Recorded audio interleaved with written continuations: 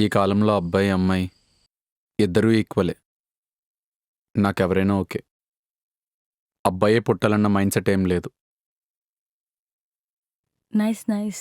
చాలా మెచ్యూర్డ్‌గా మాట్లాడుతున్నారు. నేను చాలా లక్కీ మీలాంటి హస్బెండ్ దొరికినందుకు.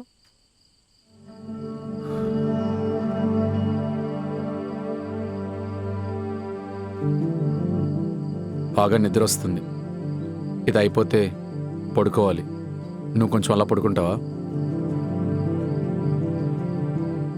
ఓకే. ఓకే. అర్థమైంది.